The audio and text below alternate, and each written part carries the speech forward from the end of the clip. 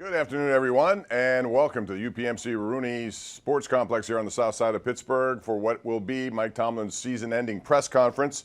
Disappointing loss to Baltimore the other day, which ended the season with 5 straight losses, 28-14, and the Steelers now will begin an offseason that will have lots of questions being asked about a lot of things positionally. They have some free agents, most notably in the quarterback room, where both Russell Wilson, Justin Fields, and even Kyle Allen are at the end of contracts, so they're going to have to figure out what they need to do there moving forward. Plus a lot of offensive linemen who block ahead of them. James Daniels last year did not get a new deal, so he's a free agent, as is Dan Moore and many others. We'll break it down. Missy Matthews will join me here. Thank you for joining us on KDK Plus and Steeler Digital platforms. Mike Tomlin ready to take the mic. Good afternoon.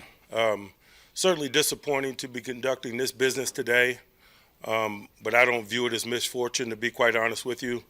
Particularly at this level in this business and game, there's football justice. You get what you deserve, and so, we're here, and we're here for really tangible reasons, man. We didn't involve in the right ways. We didn't strike the right chords at the right time, particularly down the stretch, and so we've been eliminated from the single elimination tournament. And so for us, it's about assessing the reasons why, doing an assessment of every component of what it is we do here and the manner in which we do it. But we're at the very infancy of that. It comes to a screeching halt in this business. And those of us that have been in it for a long time kind of understand that. But we also understand that moving forward happens pretty quickly. And so, since Saturday night, that's what's been going on behind the scenes here. The very beginning stages of assessing what transpired and why. Certainly is disappointment in that, but there's also lessons and information within that. And so we're going through some procedural things that allow that information to come to rise to the surface and to be hopefully utilized for the foundations of 2025. We had a team meeting yesterday at 2 o'clock, and, we outlined some of those things, some of those initiatives. We talked about exiting the season appropriately, professionally, whether it's health-related or whether it's meeting-related, whether it's positional coaches, unit coaches, myself. Those things are just beginning here today. For individual players. For me as a collective, or us as a collective, there's obviously a lot that happens this time of year. There'll be some questions that you have that I won't necessarily have the answer for, and that's just a component of this time of year. Certainly there's change that comes with this time of year. Certainly there's change that comes when we don't have the desired outcome, and so those are just the realities of the business. I would imagine there's going to be some things that change around here on a lot of levels, but that's this game, as I mentioned. And so I understand that. I'm open to that. Really just beginning the processes of some of the decision-making that has to transpire. I met with Art Rooney yesterday. I met with Omar yesterday, and those are just the very beginning of multiple conversations in terms of how we wrap a bow around some of the lessons learned, analyze some of the decisions made, personnel, strategy, et cetera. And those type of discussions are going on a lot of levels. How can we keep our team healthier? Was a discussion that happened yesterday, for example. We experienced a rash of soft tissue injuries this year that was impactful. And that's just an example of many of the things and subjects that we have covered and will continue to cover as we assess what transpired and quickly transition ourselves and build for the future at the same time. There's a lot of unanswered questions regarding the direction that this could go, free agency and so forth. Don't have a lot of answers there, but certainly happy to field and address questions along those lines to the best of my ability. Again, just assessing what transpired specifically in the stadium. I believe what I said to you after the game, that they were the better team on Saturday night. I thought that was displayed. And That is not comfortable to say, but it is truth. And for us and for me, moving forward, is having sober conversations such as that, and then beginning the process of unearthing why. When I originally opened, I talked about the level of disappointment that we're going through this today, and certainly that is the case. But a component of that disappointment is I thought that this collective was better positioned, maybe more so than in recent years, to not be in this similar place. But we are. And so there's obviously a lot of work to do.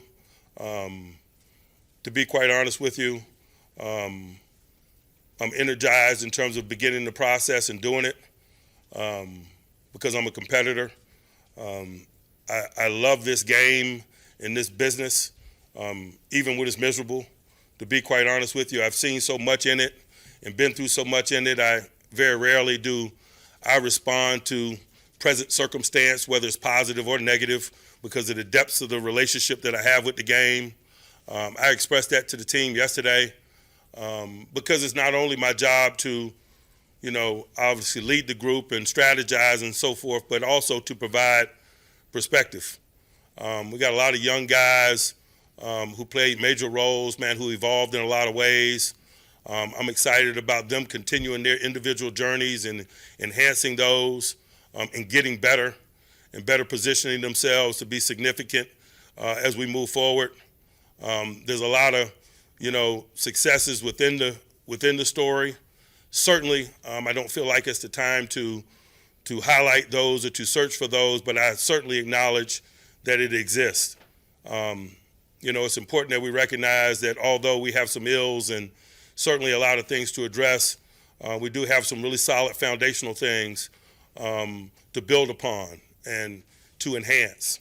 And so a component of moving forward not only is acknowledging that, which stinks quite honestly, but also acknowledging the things that are moving in the right direction or the things that are really assets to us and figuring out ways that we can continue that or enhance that. And so there's complexities to the next few days and weeks for us and for me, but it's what comes with this thing at the highest level. Certainly there's going to be pain in terms of watching the rest of the tournament from the outside. But again, as I mentioned at the outset, there's not a lot of misfortune in this business. Ultimately, you get what you got coming to you. And so certainly, as uncomfortable as it is, there better be growth in it for us individually and collectively in the effort to make sure 2025 doesn't end in a similar way. Don't have a lot of updates in terms of the general medical component. A lot of those exit physicals and examinations and decision-making regarding those things are still ongoing, but certainly if you got a question about an individual, I'll do the best of my ability to answer it. I'll pause and open it up for questions. Mike, you said you imagine there'll be changes on a lot of levels. Does that start with your coaching staff? I think changing in coaching staffs are a component of our business. I certainly don't think all of our coaches are under contract, and so change is a component of it, and I acknowledge it. But we're at the very early stages of making those type decisions and discussions. Mike, does the franchise feel stuck right now? I don't know that I've looked at it from that perspective. I'm certainly disappointed that I'm not working to prepare to play this week, and I've certainly felt that in recent years, but stuck is kind of a helpless feeling, and I don't know that I feel helpless. Well, what gives you where does that optimism that you guys can emerge from this sort of place you've been in? I don't know that I'm ready to be overly optimistic or sell optimism to you either. I'm just acknowledging what transpired and what has to happen and what is beginning to happen, and acknowledging the complexity and the amount of work that's ahead of us. Certainly feel capable, but definitely doesn't feel in the mood for optimism or the selling of optimism. I don't know that that's appropriate. It's disappointing not to be working, and so that's where we are. Mike, do you have a plan for quarterback? Obviously, we don't have a quarterback under contract, and so we got some major discussions there. It was a really good experience with the 3 quarterbacks that were on our roster this year, individually and collectively. We certainly are open to considering those guys, but there's a lot of work ahead of us. And the major work, obviously, starts first and foremost with just understanding what our options are, what the field looks like in terms of free agency, what the draft pool looks like, and then beginning the process in terms of decision-making based on, known variables. And so, Omar and I have got a half a day carved out here this week just to begin that component of the discussion. Whatever reason. Third time in the last 4 years, I think. I'm sorry. Yep. It's going to be the third time in the last 4 years you go in with some uncertainty or maybe instability at quarterback. I mean, is that itself disconcerting to you moving forward? It's also been, I guess, 3 times out of the last 4 years we've taken a quick exit from the tournament, and so we're having all of those discussions and acknowledge that those similarities exist, and obviously that's going to be a component of us in terms of our decision making this time around relative to the subject. Mike, what have you seen from Russ and or Justin that makes you think they can take you to the next step or where you need to get to? Just their professionalism approach to business, their relationship with the game was an encouragement in that regard, certainly. Mike, you said that you thought this collective was better positioned than you were a year ago, but as this season ends, how do you feel like you guys are positioned to close the gap from where you are to where you want to be? I think I'm just at the very early stages of unearthing that, to be quite honest with you. I acknowledge that, we got some things to unearth, but these exit interviews and things of that nature are the very beginnings of that, and that's something that's going to be asked and discovered over the upcoming days and weeks and months even, as we prepare for the draft and free agency, because obviously talent acquisition is a major component of it, and then obviously the strategic component of it in terms of the schematics. And so, those are questions that will be addressed and subjects that will be addressed over the course of the next, days, weeks, months.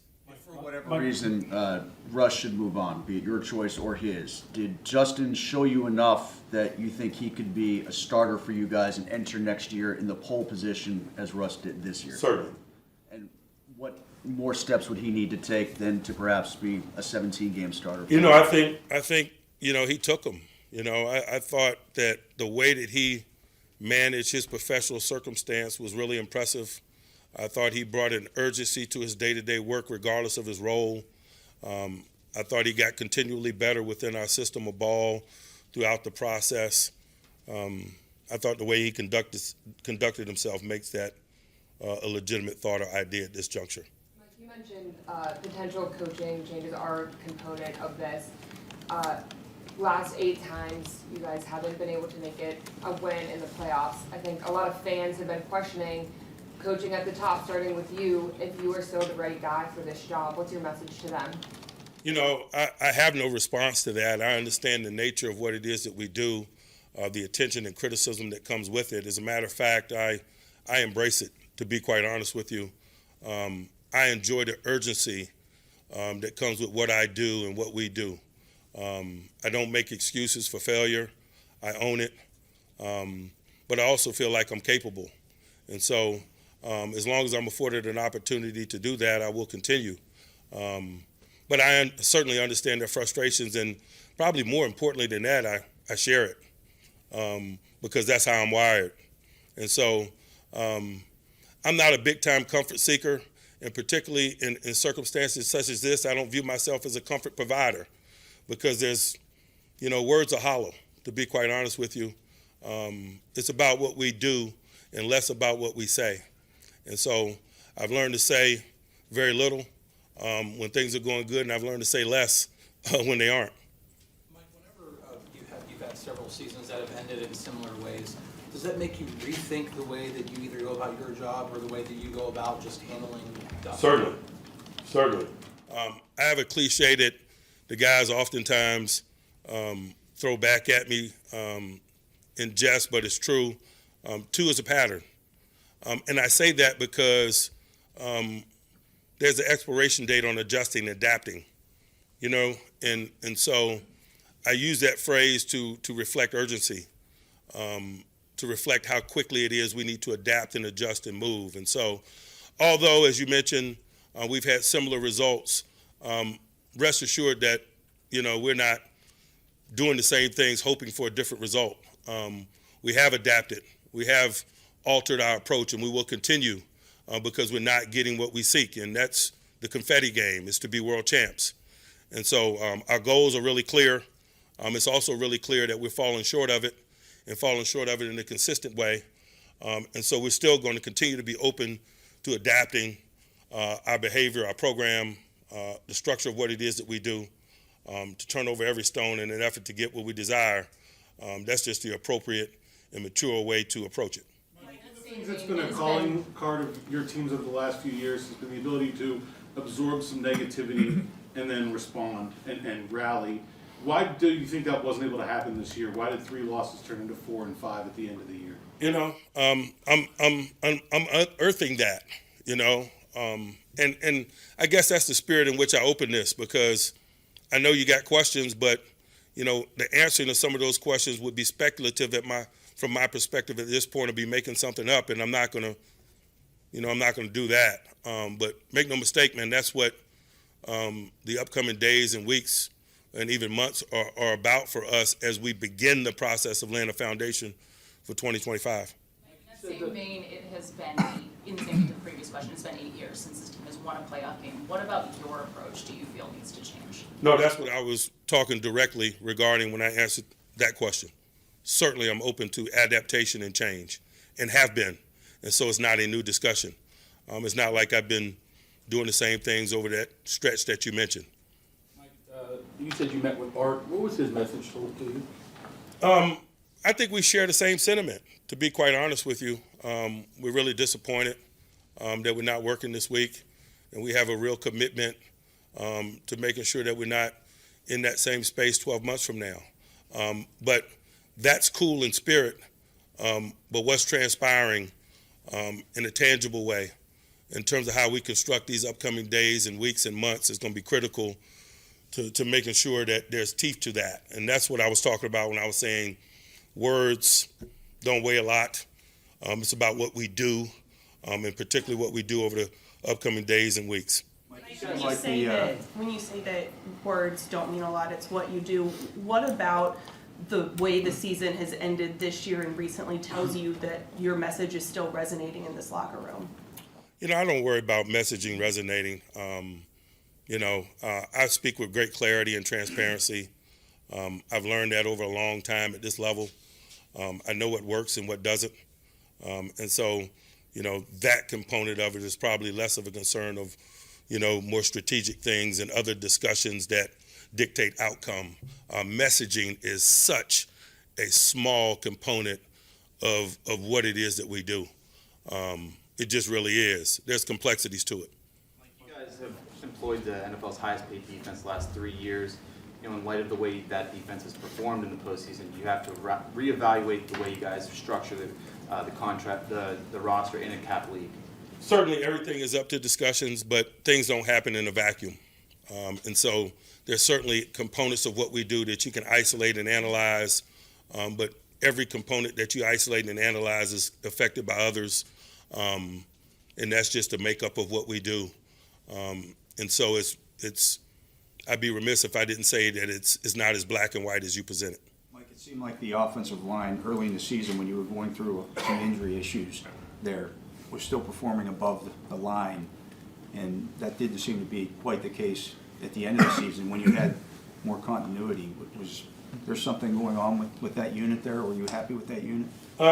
Certainly, it didn't end the way we would like as a collective and as a smaller collective that you mentioned. We absorbed a lot of attrition during the course of the journey. We ended up playing a lot of young people. They responded in a real positive way, but maybe they fatigued mentally and physically. Those are things that we're unearthing as we begin this information gathering process. I hadn't had a lot of individual meetings to this point. I'm a half a day into my exit interviews, and so those are some hardcore questions that I have and things to unearth. And we'll see where it leads us in terms of ascertaining the reasons why. Accountability was a big talking point towards the end of the season. I'm curious to know, do you feel, you mentioned your conversation with Art, do you feel that he's holding you and your coaching staff accountable enough? I'll leave that up to him. I don't know that that's appropriate for me to assess from his perspective. I know he'll get an opportunity to visit with you all at some point, and so I'll leave that up to him. I'm sorry. You guys' defense has been the ability to stop the run. You guys weren't able to do it a few times late in the season, especially in the playoffs. What has to change from you guys' approach to be that kind of consistent team, especially late in the season? Again, as I mentioned, those are questions that are going to be answered over the course of a longer period of time as we study not only our personnel but our schematics and the combinations of both, and also look at trends in the game. The quarterback mobility component, the design quarterback run component is a component of the discussion as well, and making sure that we're in the right lanes in that regard schematically. And so there's a lot of complex discussions to be had and things to analyze in that regard, but I'm excited about embarking on it. Is it an off-season priority of the franchise to get George Pickens a contract extension? We haven't had any conversations about pecking orders or priorities regarding any individuals contractually. We're not there yet. And I don't know that that's going to transpire this week. We're just still assessing what transpired in 2024. Those are more 2025 things. How would you assess George? I'm sorry. How would you assess George's season then? You did particularly not the production, but maybe some of the other stuff. I mean, he got a lot of letters from the league. Got a lot of. There's certainly, obviously, more room for growth there. I think he covered some ground in 2024, but there's certainly a heck of a lot more ground to be covered, and we'll see where it leads us. Are you concerned 3 years in? I mean, he's a veteran now, and you're still sort of seeing the same problems pop up. I'm always concerned about the growth and development of individuals, whether it's, skill relative to the positions that they hold, professionalism, maturity, or combinations of all of the above. I know you don't talk about how you manage different players to us specifically, but with a now veteran 3 years in, do you consider changing your philosophy when it comes to coaching guys like that?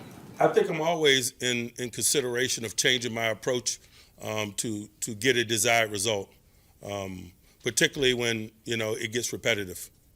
He talked about moving. He needs to be open to moving around more in your defense. Late in the year, it seemed like. I'm sorry, I missed the front part of it. T.J. Watt said yes. He needs to be more open to moving around and where he lines up in your defense. I think during the season there were a couple games where he did move around, but through that 5-game stretch he stayed on the left side. What in your approach do you have to change to open up what has been your best defensive playmaker on this team? I don't know that a lot of dramatic changes need to be made regarding T.J. Watt, to be quite honest with you. I think his resume and production speaks for itself. He's been ridiculously consistent over his stay here. And even, in the midst of the 2024 season that didn't unfold the way that any of us would like. I got a lot of things that have my attention before I start getting into T.J. Watt-like production in terms of my to-do list. You said you neither seek comfort nor offer it. How much do you weigh and maybe balance looking for answers from talking to players, talking to coaches, talking to staff, versus just trusting your gut and saying, this is what I felt like went wrong, and are you seeking answer, maybe kind of It's all interrelated. It's all interrelated. Somewhere in there lies the truth, Everyone has a perspective. It's my job to absorb that information and discern reality. And so that's just a part of this process. Mike, how would you describe Russell and Arthur Smith's working relationship this year?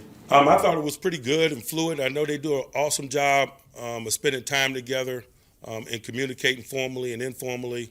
We're not paid by the hour in this business, and I think their willingness to work together is kind of a reflection of that sentiment. Beyond schematics or personnel, what was your opinion of your defense against the Ravens, the engagement level, the bringing what needed to be brought to the fight? The Ravens present a unique challenge in terms of their run game. You got to play 11-on-11 football, and at times we could have performed better schematically, and at times we could have performed better as individuals. Particularly the last two games that we played them, we didn't do a good enough job of controlling that component of the game, and that leads to possession down play and situational play, and we didn't have them in enough one-dimensional circumstances to create the type of negativity that's been a calling card of us winning those games with consistency. Mike, understanding that you're still unearthing things, as far as the offense goes, to compete in the NFL to get to where you want to go, does the offense need to be constructed in a way that it can score more points and be involved in shootouts, and is this offense capable of that? It certainly needs to score more points, and whatever way that happens is whatever way that happens. It doesn't necessarily mean construction, but we certainly got to score more points. You're not going to score 14 points a week in January and be very successful. When you look around at the quarterbacks who are still alive, and then you have those discussions with Omar about that position, how important is quarterback mobility to you going forward? Very, but that's not a new discussion. I've expressed that in this setting, in settings like these, for years.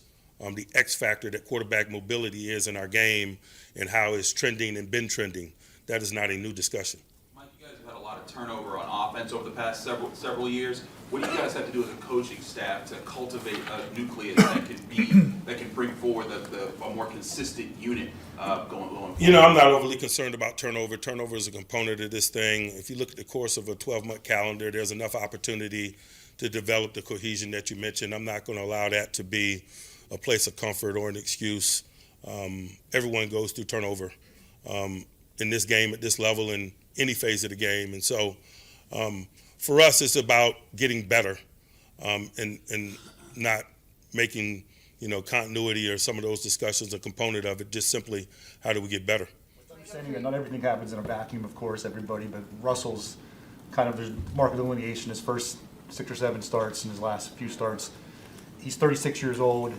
Is that a factor in it? And when you look at quarterback, is it something that you would prefer not to have somebody in their late 30s? Or I'm certain that will be a component of the discussion, but those discussions haven't been had to this point. Like I'm sure you heard by now, on the broadcast over the weekend, one of the broadcasters mentioned it seemed like there was a lack of fight in this team. Lack of fight from the outside, potentially a lack of discipline, lack of winning the last few years, and that's not really consistent with the culture that we've all grown to see over the last decades with the Steelers. Why the shift that we're seeing from the outside? I just think everyone's entitled to their opinions. It sounds like what you outlined is an opinion. I'm not going to spend a whole lot of time addressing or disputing opinions. I respect opinions, but opinions aren't often reality for me. And so, I tend to focus my energies on things that I have control over, how we're constructed, the manner in which we work, our preparedness, the outcomes that you mentioned, and I worry less about opinions. In your opinion, has the culture changed since you started here? The fact that we're communicating today in the manner in which we're communicating is bothersome to me, and so, I'm open to addressing any component of it. Talk about a lot about the second-year jump as being the biggest jump. Did you see that from whether it be Joey, Keanu, Darnell, or that group collectively? I hadn't thought a lot about it, to be honest with you. I think, certainly I felt it at different times from all the individuals that you mentioned, but I hadn't analyzed it more broadly to this point. But that is a reasonable expectation, certainly. When you look at the teams that are still playing, a lot of these quarterbacks are taken way at the top of the draft. You guys very rarely pick there.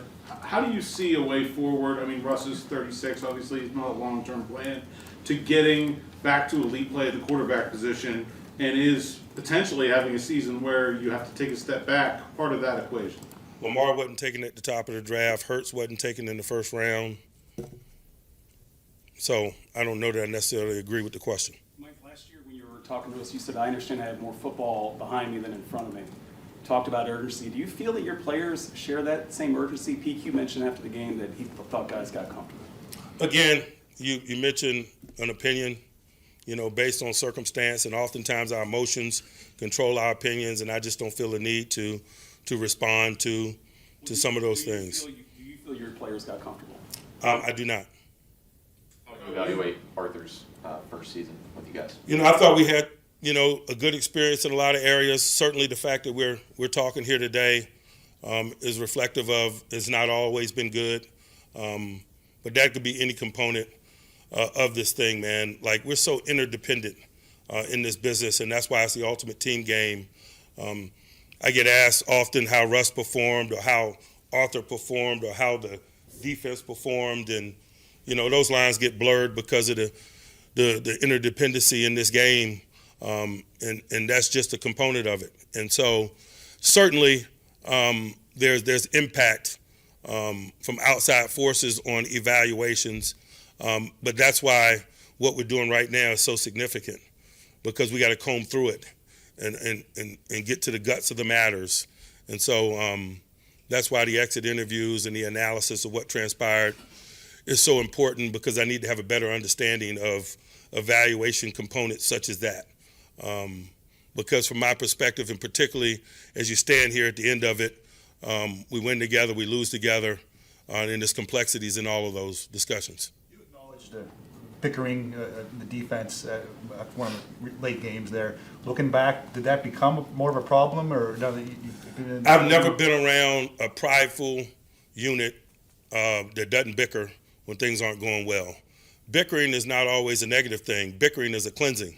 Bickering is a gaining of understanding, But sometimes, particularly in today's sport culture, it's presented as somewhat of a negative thing. It's not. These guys play hard, they live hard, they love hard, they talk hard, they communicate hard. That's the world we live in. And so what is viewed as from the outside as potentially a negative isn't always a negative from those that are involved. It's very necessary in an effort to gain clarity or a cleansing or an understanding sometimes. Mike, at least one team has reached out to inquire about your availability, understanding that you have no trade clause in your contract. What's your message to any team that may reach out to the Steelers to gauge interest or availability in your services? I have no message. Save your time. Mike, you mentioned on, the running game and even. I'm sorry, I missed the very beginning. I'm sorry, your thoughts on the running game and even Najee Harris and how his 24th win and the fact that he too is going to become a free agent. We like to ride the wave that our running game provides and produce chunks in the play passing game off of it and some of those things, and control games and minimize the potential of negativity in terms of turning the ball over. At different times, we had really good traction and success in that area. It didn't feel that way at the end, but we need to go back and comb through with it in totality and understand why. Naj has had an awesome 4 years here. I understand that he is a free agent. Again, it's at the very beginnings of that process in terms of us assessing what we're capable of doing or what we desire to do. And I'd imagine it's the same thing from a player's perspective. But rest assured, we've had a good experience with him, and obviously the ridiculous consistency in his performance in terms of producing four straight 1,000-yard seasons speaks for itself. You've done a lot in the offensive run game to improve it over the past few years. What hasn't clicked to make it a more consistent unit, especially in the big games like this past week? There's a lot of things, like the attrition that I mentioned in the offensive line at the early stages, and the elevation of a lot of young guys, and what that might mean over the course of the journey is one example of it. But there's a lot of things to analyze, and we certainly will do so. Mike, you mentioned before the game and after the game, the playoff baggage is something you tote alone. Is it getting heavier, and how do you bear the weight? I got big shoulders. Mike, is there any accuracy to the report that Pickens was late on Christmas Day to the game against the Chiefs? Man, that's a few days back. I really don't know I have the answer to that, to be quite honest with you. I got a lot going on in pregame. I can't answer that definitively. All right, thank you. Thanks, guys. All right, that's Mike Tomlin, final press conference of this season, which ends with 5 straight losses. Missy Matthews joins us now. A lot to talk about there and uncover, beginning with change. And Mike Tomlin said there's going to be a lot of change, quote, on a lot of levels. So I would imagine that's coaches, that's players. But most people are going to be talking about the quarterback moving forward. It is the most important position out there. All three of these guys have reached the end of a contract. So that means we're kind of in the same position as last year where they changed that room altogether. But he did say something interesting about Justin Fields, which I thought, based on those 6 games, that he has shown that he has that ability maybe to be the guy moving forward next year. Yeah, no doubt. And I think that's why they brought him here via trade. But I think this year is so different to what we dealt with at the end of last season, sitting here for the same season-ending press conference.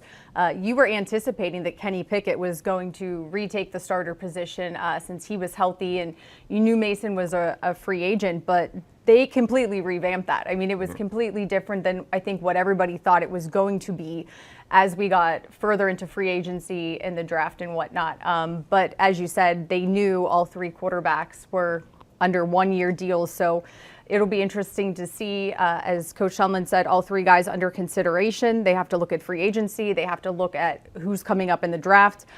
So a lot of work that has to be done. It's not something that I think will be decided this week, but it will be interesting to follow and pay attention to. Yeah, a lot. It'll be a very busy off season. We'll take a break, come back, and have more of our analysis of Mike Tomlin and his press conference today when we continue here on KDK Plus and all your Steeler digital platforms.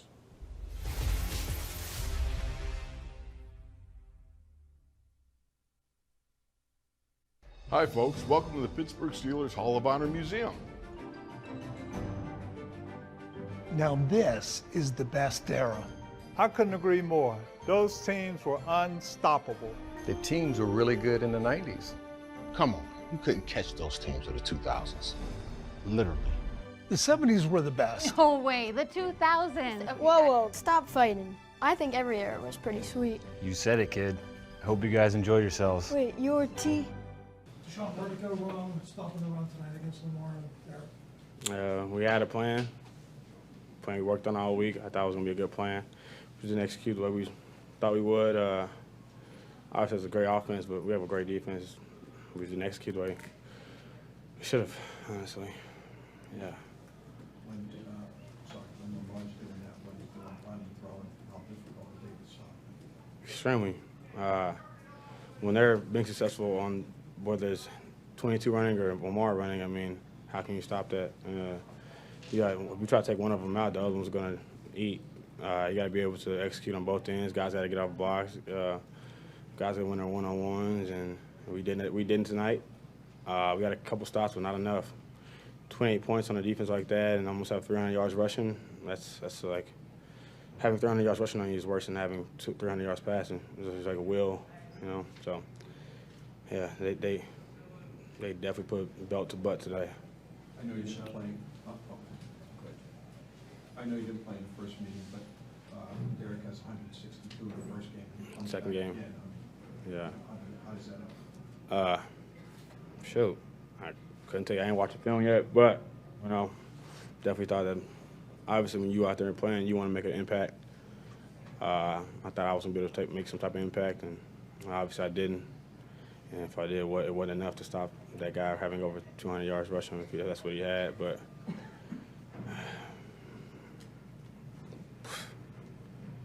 man. Sean, we had heard a couple of times about communication and trust, or guys trying to do too much. Did that kind of rear up again?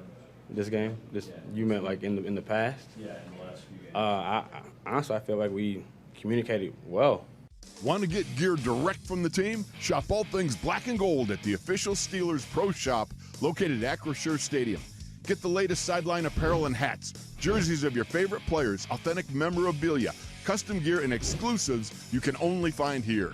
Don't forget, you aren't game day ready without a terrible towel. The Steelers Pro Shop has everything you need to be part of the legendary Steelers Nation. Come experience the Acrisure Stadium shopping environment or shop online at shop.steelers.com.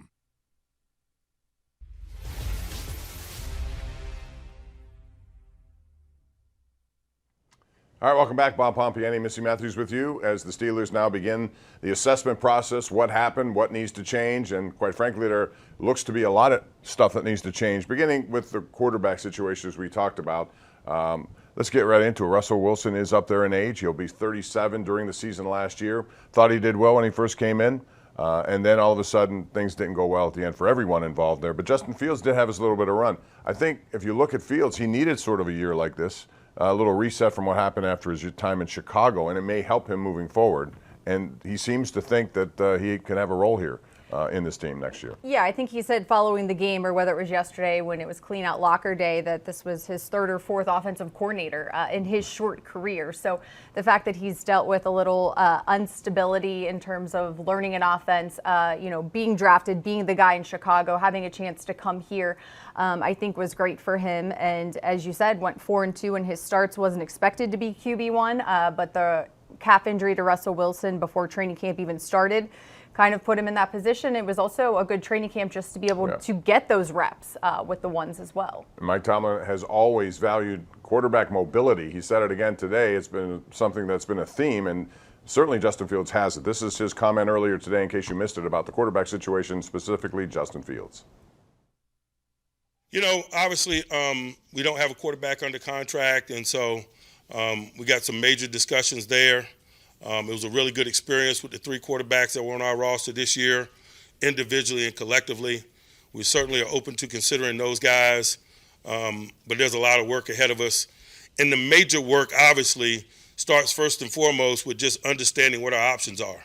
For whatever reason, Russ should move on, be it your choice or his. Did Justin show you enough that you think he could be a starter for you guys and enter next year in the pole position as Russ did this year? Certainly. He didn't hesitate there, certainly, and he's young enough where he can still be that guy moving forward. And this is a position, again, because it is as important as it is, you want to solve it as soon as you possibly can. They've gone through a lot of different options here, and so this season, we'll see what lies ahead. The other thing going on here, Missy, is that you have a lot of offensive linemen who are in the same boat who don't have deals moving forward, and they're going to have to figure out who stays, who goes, and what can they do to add to that group. Yeah, I do think, having the rookies that played this year, Zach Frazier, Nate Herbig was supposed to be the starter at center. I think we all anticipated Zach Frazier would eventually take over. But for him and Mason McCormick to be cemented in early, to get that playing time, to be able to grow together, work alongside Isaac Seumalo, a pros pro, a veteran who's been to Super Bowls, won Super Bowls. So it was a good chance for them. And, their number one pick, Troy Fautano, unfortunately his season was cut short due to injury, but you always want to know where is he going to fit in terms of what it will look like next year. Yeah, and certainly the tackle, Dan Moore is a free agent. Broderick Jones had his problems on the right side, so they need improved play there as well. We'll have more on Mike Tomlin, what he had to say in his final press conference coming up. We're due for a break. We'll take it right now on KDKA Plus and Steeler Digital platforms.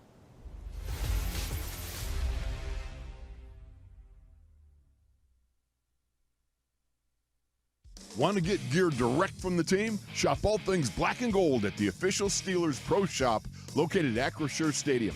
Get the latest sideline apparel and hats, jerseys of your favorite players, authentic memorabilia, custom gear, and exclusives you can only find here. Don't forget, you aren't game day ready without a terrible towel. The Steelers Pro Shop has everything you need to be part of the legendary Steelers Nation. Come experience the Acrisure Stadium shopping environment or shop online at shop.steelers.com. Kim, how tough are those one and dones, guys? Extremely tough.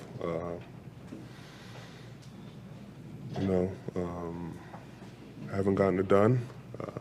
Opportunity was there, but our execution was not. That's all I can speak about it right now. And to that point, what made them so difficult to slow down on the ground? There were times we weren't in our gaps. There were times we didn't tackle well. Props to them. 2022 and 8. They had a lot of success. I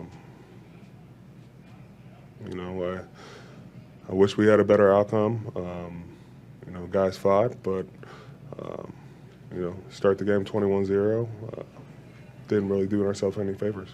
How demoralizing is that when all these playoff games, it seems like it's the same thing. You guys are getting behind big early, and then it's hard to go back. Yeah,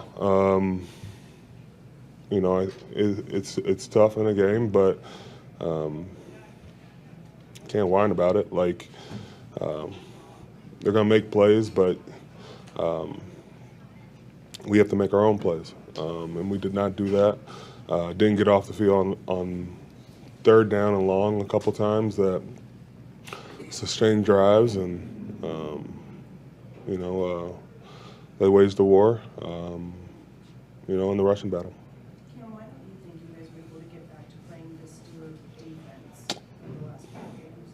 I don't know. I'll be looking at it all offseason. I'm trying to figure that out. Hi, folks. Welcome to the Pittsburgh Steelers Hall of Honor Museum. Now this is the best era.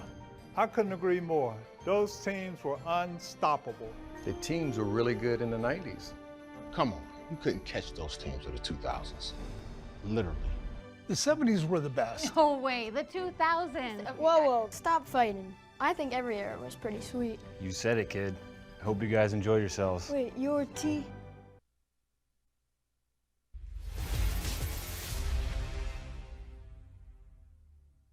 I don't know that I'm ready to be overly optimistic or sell optimism to you either.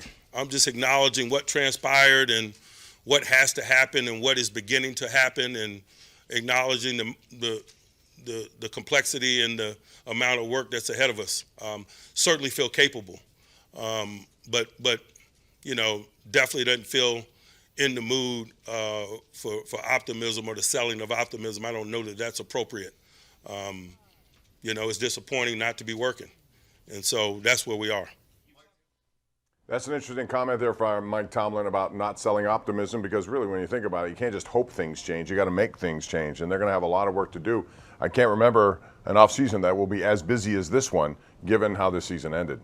Yeah, and I think, they're starting that process. As he said, he met with Art Rooney II and Omar Khan yesterday, starting the exit interviews with players and coaches. And when the season stops, it's a very shrieking halt that it comes to. And unfortunately, there's painful things that have to happen when there's still football being played and you're not in the single elimination tournament. But as he said, the Ravens were the better team on Saturday, and that pains him to say, but that is the truth. And there wasn't enough done in that game to get the victory to move ahead. So I think you have to look at all different options, but they're more active in free agency than they have been in prior years. We saw that last season. The Steelers like to build through the draft, so those things are always going to happen. And as Coach Tomlin mentioned, there's some assistant coaches who aren't under contract.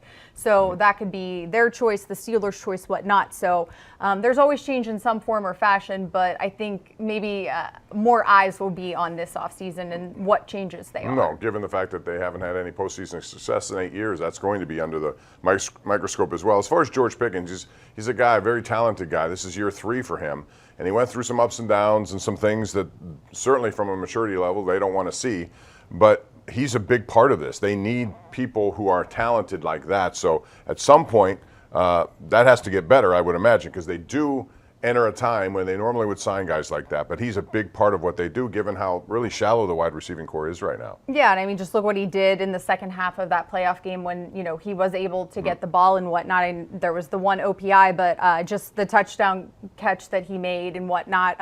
But it has been something that's been a reoccurring theme where it feels like every Tuesday or Monday, whatever day Coach Tomlin was holding his weekly press conferences, he was getting questions about George Pickens and his behavior, not necessarily on the football field, although sometimes as well, but something that he acknowledged has to change. And while there was growth, more has to come. Yeah, that'll be also one of the bigger components of this offseason. What happens with his future, and will they draft another wide receiver? Because again, you got to have playmakers if you're going to score points in this league. We'll take a break, come back with more right here on Mike Tomlin's final press conference of the 2024 season on KDK plus the Steeler digital platforms.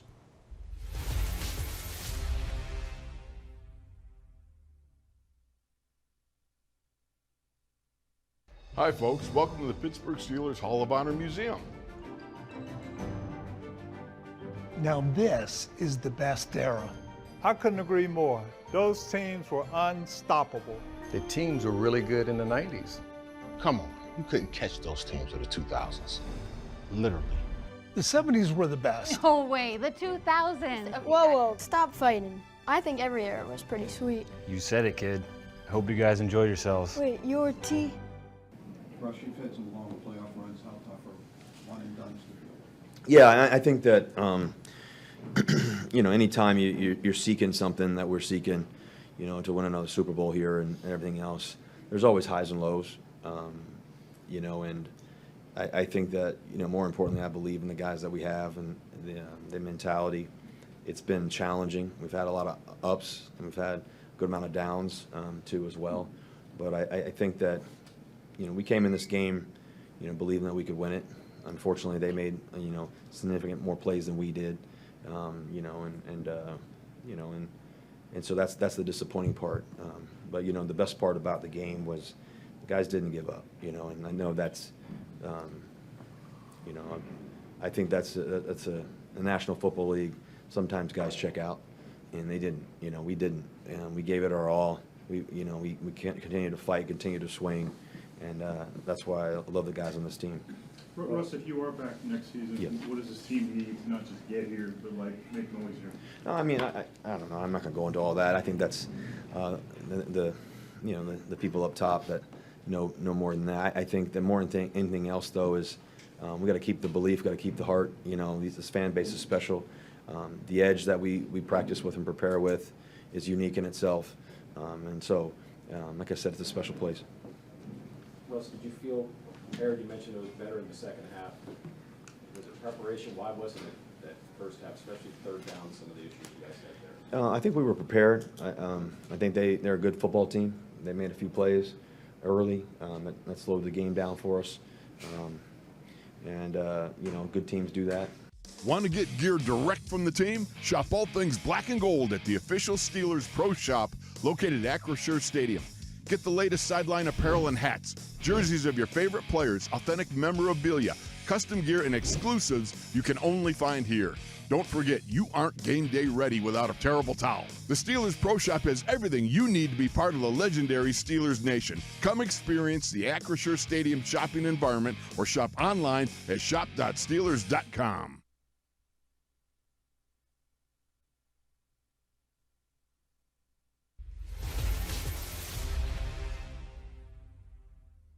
I've never been around a prideful unit that doesn't bicker when things aren't going well.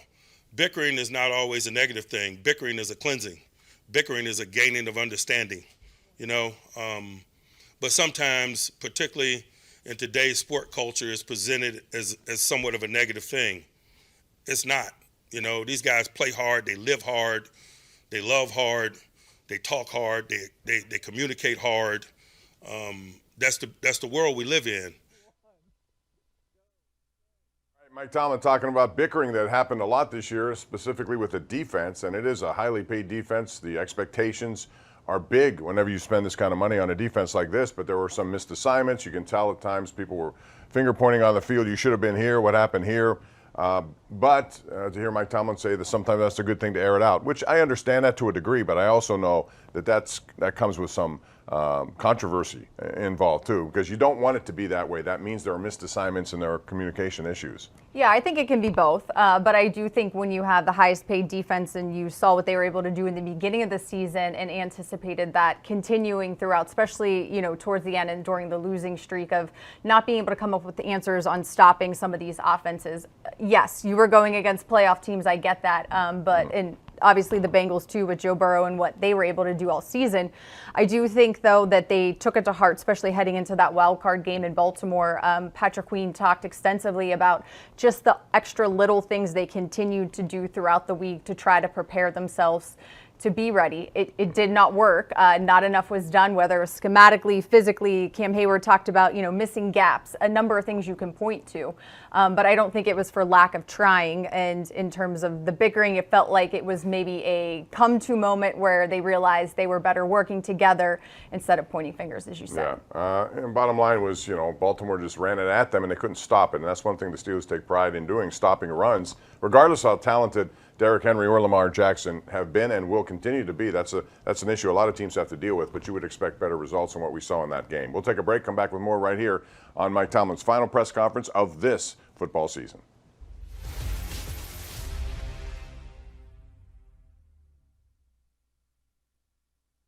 Want to get gear direct from the team? Shop all things black and gold at the official Steelers Pro Shop located at Acrisure Stadium. Get the latest sideline apparel and hats, jerseys of your favorite players, authentic memorabilia, custom gear, and exclusives you can only find here. Don't forget, you aren't game day ready without a terrible towel. The Steelers Pro Shop has everything you need to be part of the legendary Steelers Nation. Come experience the Acrisure Stadium shopping environment or shop online at shop.steelers.com. Does this loss hurt and like hit any different? You know, or is it just because it's another one? Losing sucks. Losing 5 in a row to finish the season out sucks. Felt like we had a good week of prep. Felt like we were ready for this one. I mean, you guys know more than anybody. We weren't. Didn't look. We weren't able to stop the run. Haven't been able to stop the run. We weren't able to get it fixed, so it's been a rough last month of football. You talked before the game about never winning a playoff game in your career. How frustrating is it that that extends now another season? Very frustrating. What do you think has to change for this team to get over this playoff hump of the last one? It's too fresh. I don't know. I don't have the answers, clearly. If I had the answers, I would have done something differently this week. I feel like we had a good week. Good week of prep. I feel like we had a relatively healthy set of guys, especially defensively. Put the pads on. I feel like we had physical practice week and didn't correlate. What gets you the most? Good in practice week, you had everybody healthy, then this happens, and that hurt even more? Not losing just in general sucks. It doesn't matter what. Like, you could have the worst week of practice and go out and win, and winning cures everything. When you're losing, you're trying to find the answers. You've been trying to find the answers for too long. To end the season with 5 losses is not acceptable at any level of football. In that same vein, when we talked with Najee a little bit, he seemed to allude to potentially some of the outside noise getting into you guys. Did you feel that way? Did you notice that? I'm not myself, so I can't speak on that. Try to control what we can control and understand that when you get into the tournament, it's a clean slate for everybody. Hi, folks. Welcome to the Pittsburgh Steelers Hall of Honor Museum. Now this is the best era. I couldn't agree more. Those teams were unstoppable. The teams were really good in the 90s. Come on, you couldn't catch those teams of the 2000s. Literally. The 70s were the best. No way, the 2000s. Whoa, stop fighting. I think every era was pretty sweet. You said it, kid. Hope you guys enjoyed yourselves. Wait, your T?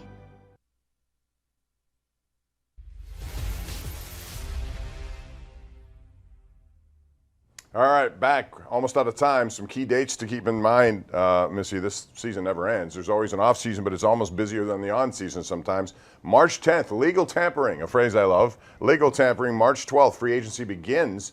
And then April 24th, 26th, we got the draft. Back gathering, that's why Coach Tomlin said, especially regarding the quarterback position, you want to know all of your options before you start making them, and those are some of the tentpole events that will determine what decision they go with. Yeah, they have a lot of work to do before that period of March to 10th, and we'll see how they handle it and what they're trying to do with their philosophy and what they do with the construction of this team. From all of us here, thanks for joining us all year. We'll see you again next season.